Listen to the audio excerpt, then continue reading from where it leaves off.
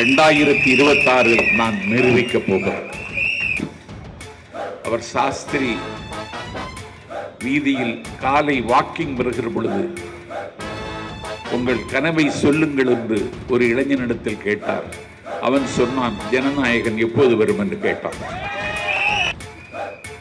நேற்று முன்தினம் அவர் சிபிஐ விசாரணைக்கு டெல்லி சென்ற பொழுது இது என்ன ஒரு வெளிநாட்டு அதிபர் வந்திருக்கிறாரா என்று வியந்து பார்க்கிற அளவிற்கு இன்றைக்கு ஒரு அனாதை போயிருக்கிறான். யாரும் அதை கண்டுகொள்ளவே இல்லை. மக்களை நீங்கள் அரசியல் மையப்படுத்தி கடைசியில அரசியல்னா என்ன என்பதை பல சம்பவங்கள் மூலமாக உணர வைத்த ஒரே தலைவர் நம் தமிழக வெற்றி கழகத்தின் நம் வெற்றி தலைவர் ஒருவர் மட்டுமே. அடுத்ததாக ஒரு சிறப்புரையாற்ற இருப்பவர் நற்சமிழில் தவிழ்பவர், அதாவது நமது தமிழக வெற்றி கழகத்தின் பரப்புரை செயலாளர் அண்ணன் நாஞ்சல் சம்பத் அவர்களை ஒரு பெரிய கரகோஷ உற்சாக வரவேற்புகளுடன் பேச அழைக்கிறேன்.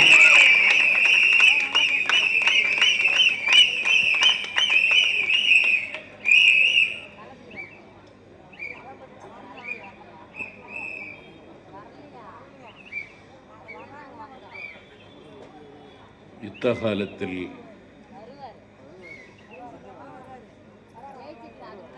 நடைபெற்றுக் கொண்டிருக்கிற பொதுக்கூட்ட நிகழ்விற்கு வடிவம் தந்திருக்கின்ற குளத்தூர் தொகுதியின் பொறுப்பாளர், வெல்ல முடியாத பகையை வெல்லப்போகிறவன் யார் என்றால் VS பாபு என்று வானமும் வழிமொழிகிற இடத்தில் இருக்கிற VS பாபு அவர்களே, யாருக்கும் தெரியாமல் கொளத்தூரில் ஒரு ராஜாங்கமே நடத்தி கொண்டிருக்கிற மாவட்ட செயலாளர் தணிகாச்சலம் அவர்கள்,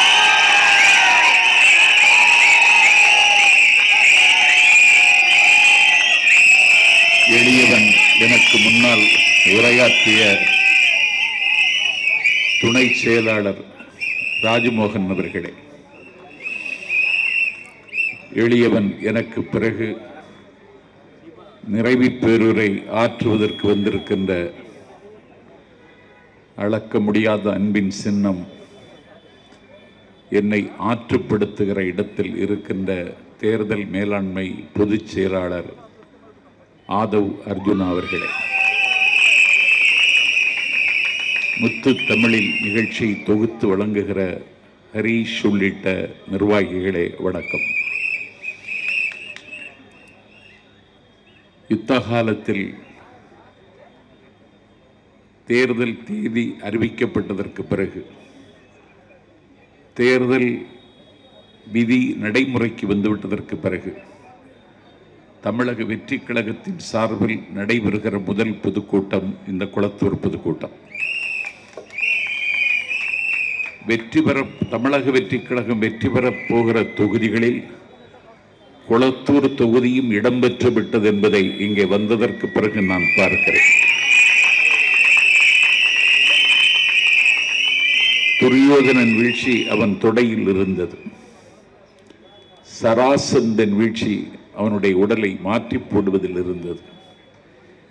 இதயத்தை கீழே இறக்கி வைத்த ஹிட்லரின் வீழ்ச்சி ரஷ்யாவின் கடுங்குளிரில் இருந்தது. அதிசயம் 1000 செய்து கொண்டிருக்கிற ஜப்பானின் அன்றைய வீழ்ச்சி அணுக்குண்டில் இருந்தது. ஆள்போல் பறந்து அருகுபோல் வேரோடி இருக்கின்ற காங்கிரஸ் ஏகாதிபத்தியத்தின் வீழ்ச்சி அண்ணாவின் சென்னாவில் இருந்தது.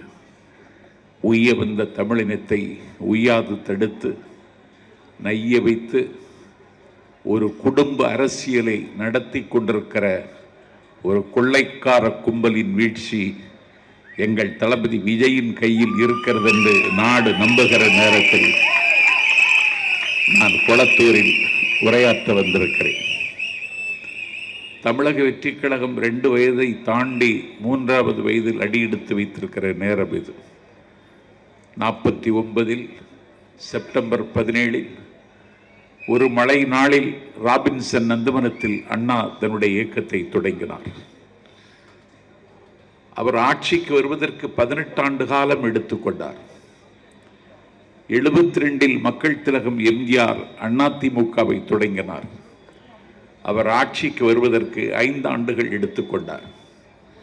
பதுங்கி பாயும் வேங்கை என ஒரு இயக்கம் பாராள வந்தகதை பாரேனும் பகிர்ந்ததுண்டா, யாரேனும் கேட்டதுண்டா என்று கலைஞர் கவிதை தமிழில் அண்ணா ஆட்சிக்கு வந்ததை அருமையாக பாடுவார். நாஞ்சில் சம்பத் குளத்தூரில் சொல்கிறேன், அண்ணாவுக்கு 18 ஆண்டு காலம் தேவைப்பட்டது, மக்கள் திலகம் எம்ஜிஆருக்கு 5 ஆண்டு காலம் தேவைப்பட்டது, எங்கள் தலைவர் தளபதிக்கு 3 ஆண்டு காலம்தான் தேவைப்படுகிறது என்பதை 2026 நான் நிரூபிக்கப் போகிறோம்.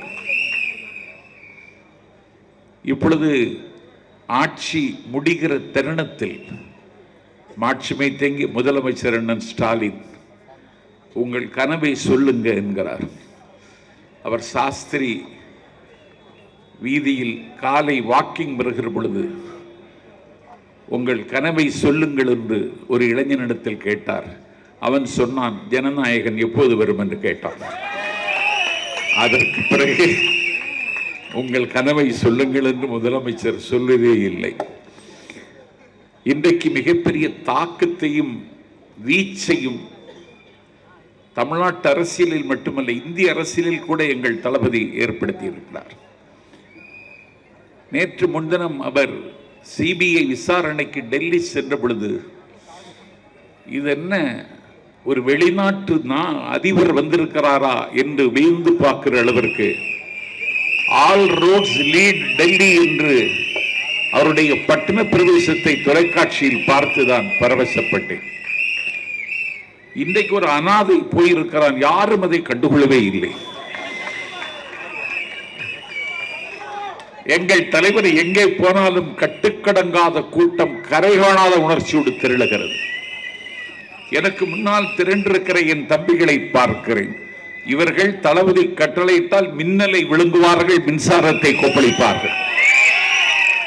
காற்றை கைது செய்து காட்டென்றால் காட்ட பிறந்தவர்கள் இவர்கள்.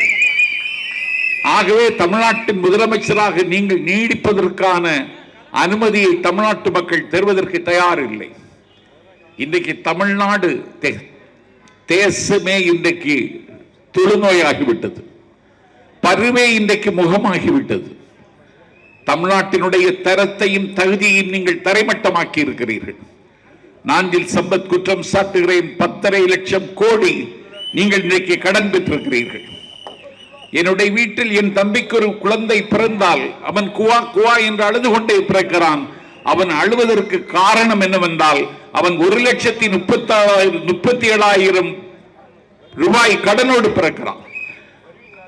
கர்ணன் கவசகுண்டலத்தோடு பிறந்தான், சீத்தை வில்லோடு பிறந்தாள், கண்ணகி கால் சிலம்போடு பிறந்தாள். தமிழ்நாட்டின் குடிமகன் திராவிட மாடல் அரசில் 1,37,000 ரூபாய் கடனோடு பிறக்கிறான். ஒரு கடன் சுமையை ஏற்றி வைத்து, ஒரு போதை கலாச்சாரத்தை கட்டுவிழ்த்து விட்டு, ஒரு தமிழ்நாட்டில் ஒரு டிஜிபியை கூட நிர்ணயிக்க முடியாமல் இன்றைக்கு நிர்வாணமாகி கொண்டிருக்கிறது தமிழ்நாட்டினுடைய நிர்வாகம். ஆகவே இந்த குடும்பத்தினுடைய கோரப்பிடியில் இருந்து தமிழ்நாட்டை விடுவிப்பதற்கு ஒரு தலைவன் பிறக்க மாட்டானா என்று தமிழர்கள் ஏங்கி இருந்தார்கள். பட்டமரம் துளிர்க்காதா, பாலைவனம் செழிக்காதா, கெட்டகுடி சிறக்காதா, நட்ட நடுநிசி விடியாதா, நமக்கான பொழுது நம்முடைய வாசலில் மலராதா, அதை பெற்றுத்தர ஒரு தலைவன் பிறக்க மாட்டானா என்று தமிழ்நாட்டு மக்கள் தவம் இருந்த பொழுது, இதோ விஜய் நான் வர்றேன்னு சொல்லி வந்து தமிழ்நாட்டில் இன்றைக்கு ஒரு புயலை அவர் கிளப்புகிறார். எல்லா கட்சிகளும் இன்றைக்கு அதிர்ச்சியில் உறைந்திருக்கின்றன. திமுக தலைவர் தளபதி விஜயை கண்ட அரண்டுதான் 26 கட்சிகளோடு கூட்டணி வைத்திருக்கிறார்கள். எனக்கு தெரிந்து தமிழ்நாட்டில் திமுகவுக்கு கெட்ட காலம் 26 கட்சி கூட்டணி. இந்த 26 கட்சிகளின் பெயரை முதலமைச்சர் ஸ்டாலின் சொன்னால் நான் இன்றைக்கே ராகவா தெருவிலேயே தூக்கில் தொங்கி விடுகிறேன். சொல்ல முடியுமா உங்களால்? முடியாது. நீங்க ஏமாற்றுகிற அரசியலுக்கு இனிமேல் தமிழ்நாட்டில் இடமில்லை. ஆகவே வாக்களிக்க போகிற ஜனநாயக கடமை ஆற்ற காத்திருக்கிற மக்களே, the revolution not by bullets but by ballots. வேட்டுகளின் மூலமும் வெடிக்குண்டுகளின் மூலமும் செய்ய முடியாத புரட்சியை ஓட்டுகளின் மூலம் செய்ய வாருங்கள். யுத்தகாலம் சமீபித்து விட்டது. பன்றிகளின் முன்னால் முத்தை சிதறவிடாதேயுங்கள். பரிசுத்தமானதை நாய்க்கு கொடாதேயுங்கள். ஆழ்விற்று பொன்வாங்கியொரு செய்த பூனை ஆந்தைக்கு கட்டி மகிழாதீர்கள்.